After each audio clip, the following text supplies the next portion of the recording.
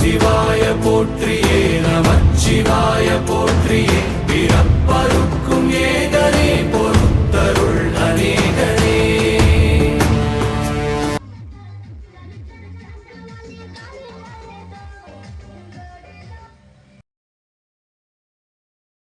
ஜெய் ஸ்ரீராம். வணக்கம் உறவுகளே. இந்த கடந்த ஆடி அமாவாசையில் நம்ம காசி யாத்திரை போயிருந்தப்போ ரொம்ப மிகப்பெரிய கூட்டத்தை சந்தித்தோம்.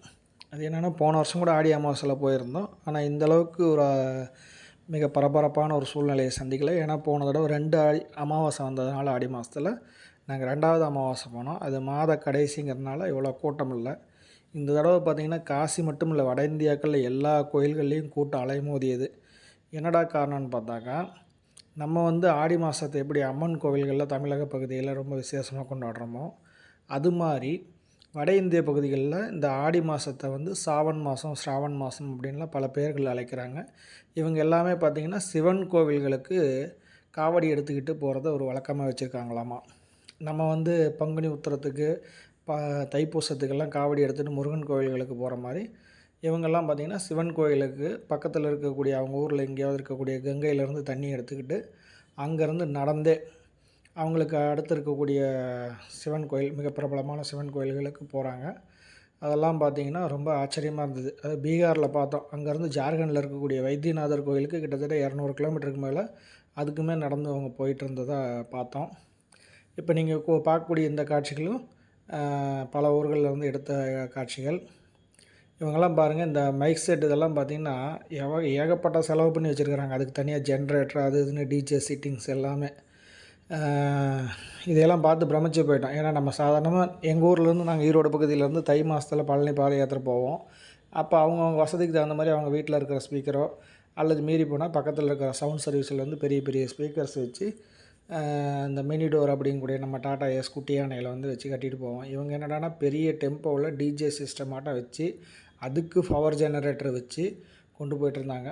பார்க்கவே மிக மிக ஆச்சரியமாக இருந்தது. இதுக்கெல்லாம் செலவு எவ்வளோ ஆகும், என்ன தான் பண்ணுவாங்க, இதுக்கு எங்கே வசூல் பண்ணுவாங்க, இல்லை இந்த யாத்திரையில் போகக்கூடியவங்களே அவங்கவுங்க ஃபண்டு மாதிரி போட்டு கலெக்ட் பண்ணுவாங்களா அப்படிங்கிறலாம் தெரியல. ஆனால் பார்த்திங்கன்னா எந்த வீதி போனாலும் சரி, அந்தந்த வீதிகளில் வட இந்தியா முழுக்க இந்த மாதிரி தான் யாத்திரைகள் போயிட்டு இருந்தாங்க. அது காசியில் ரொம்பவுமே கூட்டம் அதிகமாக இருந்தது. எந்த சந்து பொந்து பூந்தாலும் அவங்க தான் அங்கங்கே படுத்துருக்குறாங்க. அதே மாதிரி இந்த மாதிரி பெரிய வண்டிகளை எல்லைப்புறத்துலேயே போலீஸ்காரங்க நிறுத்திட்டாங்க. அந்த இடங்களில் இந்த வண்டிகளில் வாகன அணிவகுப்பு மாதிரி குவிஞ்சு கிடந்தது. நம்ம ஊர்களில் பார்த்திங்கன்னா இந்த கட்சிக்காரங்க மாநாடு போட்டாங்கன்னா அந்த ஊரை ஸ்தம்பிச்சு போகும் பார்த்திங்களா, அந்த மாதிரி இது அந்த முக்கியமான ஊர்களில், அந்த முக்கியமான பகுதிகளில் பூரா இந்த மாதிரியான வாகனங்கள், அவங்க வந்த வண்டிகள். இவங்களும் பார்த்திங்கன்னா தங்கிறதுக்கு எங்கேயும் போய் எல்லாம் இடம் பார்த்துலாம் தங்கிறதில்ல. அங்கங்கே பாதுகாப்பான இடமா படுக்கிறதுக்கு ஓரளவு வசதி இருக்கா போய் படுத்துக்கிறாங்க. இதுதான் உண்மையான ஒரு தீர்த்த யாத்திரை. ஏன்னா நாமளுமே பழனி பாத யாத்திரைலாம் போயிருக்கிறோம். பழனி பாத யாத்திரை போகும்போது அப்படி தான், மரம் கண்ட இடமோ ஒரு சுத்தமான ஒரு இடம் பார்த்து விரித்து போட்டு படுத்துட்டு போயிட்டே இருப்போம். எங்கே சோறு கிடைக்குது, எங்கே தூங்குறதுக்கு நல்ல இடம் கிடைக்குதுன்னெலாம் பார்த்துட்டு இருக்க மாட்டோம். அது போன்ற ஒரு நிலையை எங்கேயும் பார்த்தோம். ரொம்ப ரொம்ப அற்புதமாக இருந்தது. இது போன்ற காட்சிகள்லாம் பார்க்க தான் நமக்கு நிறைய இறை உணர்வுகள்லாம் மேலோங்குது. பாருங்கள், பவர் ஜென்ரேட்டரு அந்த வண்டிகளுக்கு ஒரு வண்டிக்கு ஒரு ஜென்ரேட்டர்னோ எத்தனை வண்டிக்கு எத்தனை ஜென்ரேட்டரு. ஸோ அப்பப்பா, வாங்க நீங்களும் ஒரு தடவை இந்த மாதிரியெல்லாம் வட இந்தியாக்கள் நடக்கக்கூடிய ஒவ்வொரு விசேஷங்களையும் கண்டு கழியுங்க. அப்போ தான் நம்ம பாரத இந்திய புண்ணிய பூமியினுடைய மகத்துவத்தை உணர முடியும்.